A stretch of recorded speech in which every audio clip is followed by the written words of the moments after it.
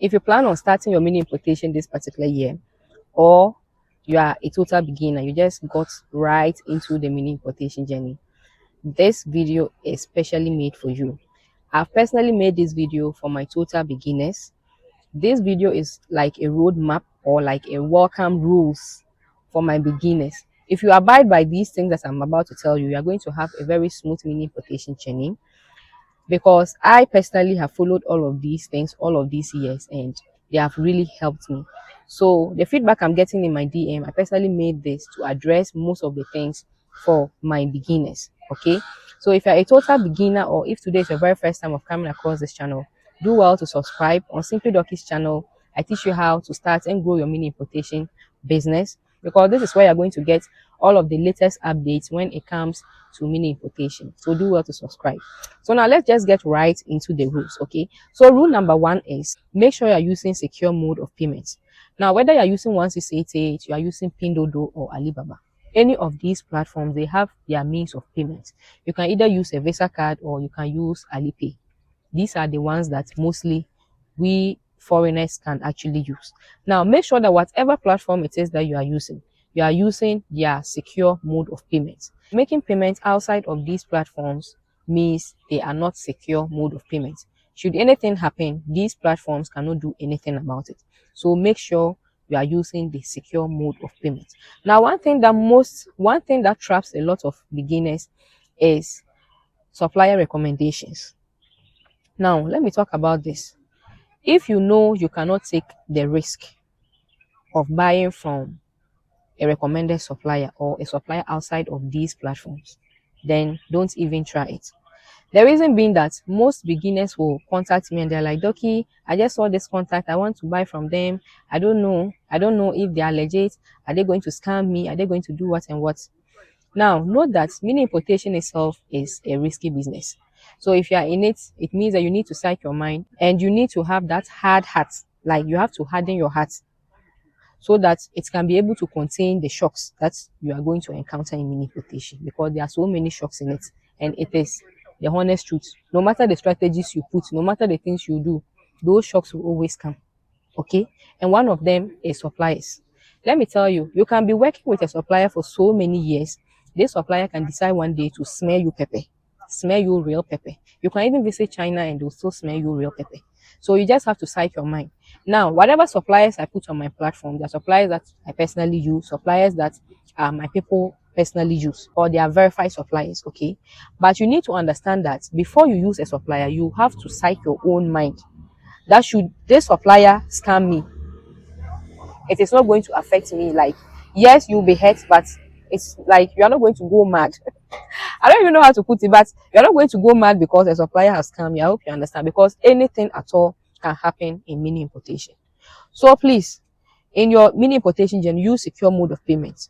But if somebody recommends a supplier to you and you are going to use that supplier, know that you are doing it at your own risk, because mini importation itself is a very, very risky business, and you have to just like take it like that. You have to psych your mind to it. That is the very first thing. Now, number 2 is hold your RMB exchanges very well. One mistake most of us do as beginner mini importers is that, we like to listen to a lot of things. When you start like that, you tend to listen to so many people at the same time. You are listening to so many things that is going on because you are really confused. You want to get all of the information possible. It is a very good idea. But make sure that whatever information you are getting, okay, whatever thing or wherever you are listening to those information, you are getting those informations, you are really, really ready to risk on it, as I said earlier. One thing that most of us do is that you have your exchanger, right? Maybe after your mini importation business, your coach, the person that you learned mini importation from, will give you some RMB exchanges. Now, as time goes on, you go and see somebody advertising their own, that my own is this. Then another person saying, oh, my own is this. Then you tend to go to that other person. Now, that other person that you are moving to, they can easily scam you because maybe you don't know that you have never done business with them. One thing, now, I'm not saying that, when you get a good rate somewhere, don't go and buy. No, that's not what I'm saying. Even me, if I see good rate somewhere, I will jump with all my legs and go and buy, right? I'm just saying that make sure that you are very careful with RMB exchanges.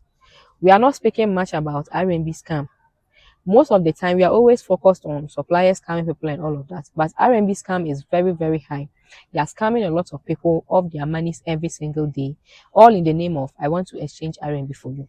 So the person that probably you have been recommended to and you have been using, and you know when you send, they bring you your own. Don't follow good rate, good rate. I'm looking for good rate, good rate. Then you go and fall into the wrong hands. Rule number 3: do not compare. You see this your journey that you have just started in. This journey is a very beautiful journey. One single thing that can destroy this journey is comparison. When you start comparing your day one, you just started, you have seen somebody's own.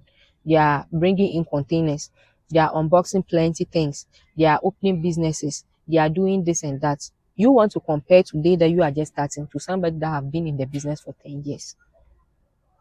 Now, I'm not saying don't aim high. Yes, you can aim high, but know that it takes step by step. You just started.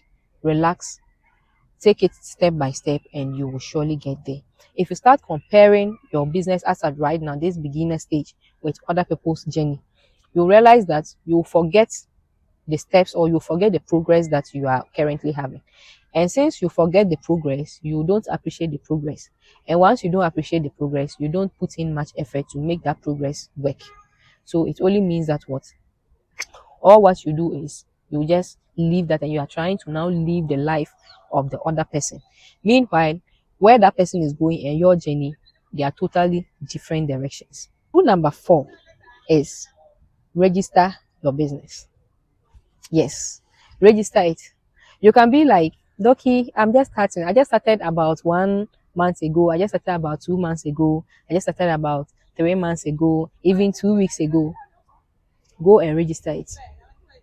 Go and register your business. See, when I was starting my own, I waited for a very long time before I registered my business because I didn't even have this information that I'm giving to you guys. So the time came for me to now go and register my business. And that was when I realized that I got there and they asked me the name I want to use. I told them that I want to use Dorkie Import. And by then they told me that somebody is already bearing that name, right? And you know, in Ghana over here, I don't know of other countries, but in Ghana, you register a business once. Like, two people shouldn't own the same business name. So as of right now that you have the opportunity, just go and register your business. This is not only about you securing your name, okay, but this will also help you secure your business. There are certain things that if you want to do, especially for your business, you will need a certificate. If you want to go and create a bank account for your business, you are going to need a certificate. If you want to get a mobile money, merchant sim for your business, especially for those of us in Ghana, you are going to be needing your business certificate before you can be able to do that. And without that, you cannot be able to do it. So it is something that you really, really have to add it to, like, the important things that you must do for your business. Make sure you go to wherever country you are, find where they are the registered business and find a name and put on your business. Number 6, always test buy. If you want to start a business around something or you want to buy a particular items to come and sell, most of the time we feel like it is going to take a long time. So let me just buy my 1,000 pieces.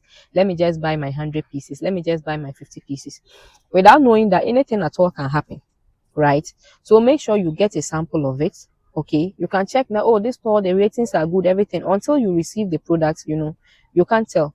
So always make sure that you get samples. Even till today, you guys will see that most of my my unboxing, you see I'm always saying, oh, this is sample, because that is what has been working for me, and I don't have to stop because I now feel like, oh, I have experience or something. Get the samples before you purchase them. So now the next one is going to be 7, right? Rule number 7. And most of us started our accounts without Alipay accounts.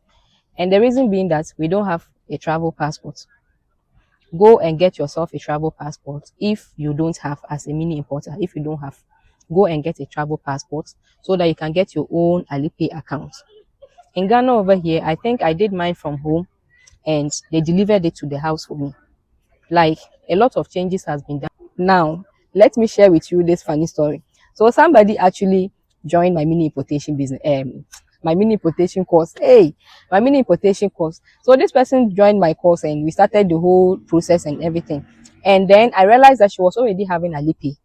So we opened it, then I realized that, oh, those kind of long things, maybe if you don't open your account for a very long time, they'll ask you to do some verification. So they just asked for the passport. So I asked her, oh, can we get the passport to do? Then the person is not around me. And I was like, oh, okay, then maybe when you meet the person, you can just let the person, I'll just show you how to do. When you get the person, then you let the person do it. Is that a laugh? Then I asked her that, what is the issue? Then she told me that that passport she used was her ex passport. And like as of right now, the way the situation is, she's no more with the person, and they don't really have that kind of thing anymore. So she doesn't even know how she is going to do it. So we just had to cancel that. I can just imagine. So getting your own passport is very, very important. Rule number 8. You see those login details in the process of creating your accounts. Most of my people, I'll always be telling them, get a book, be writing as we are doing. When we even finish some of them, I will still arrange it. Hey, I'll still arrange it. Oh, I'll arrange your Alipay account, your this, then I'll send them. But still, they'll find a means and ways to still misplace it.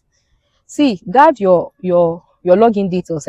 Once you say login details, Pindodo login details, pay login details, guard them like something. I had an issue like that from somebody. The person contacted me. The person was like, Doki. The person contacted me and the person was like, Doki, I'm currently having this situation. So her issue was that she actually doesn't remember any of her accounts, and she has items pending on it. And once this decided to log her off her account, how exactly is she going to track her items? She doesn't know. Alipay too, you can actually verify your account, everything. And that is the point that, if you don't remember how you even created that account, you don't remember what you use, you don't remember anything about your account, you don't remember like your password, like you remember basically nothing about your account, then should anything happen, if you are locked out, you find it difficult getting back. And this is the account that you have already verified. And once you verify with one passport, you can't use it to create another one. Alipay is mostly the saddest part. If it's 160, at least we'll find ways of creating a new account. I get these issues, like mostly I get these issues. The sad part of this are the people that they have orders pending. They have pending orders. By that time, they have saved suppliers' contacts, they have saved, they have saved products, they have saved their cards, like they have saved things in their cards. A whole lot is going on in their accounts, and they cannot access that account again.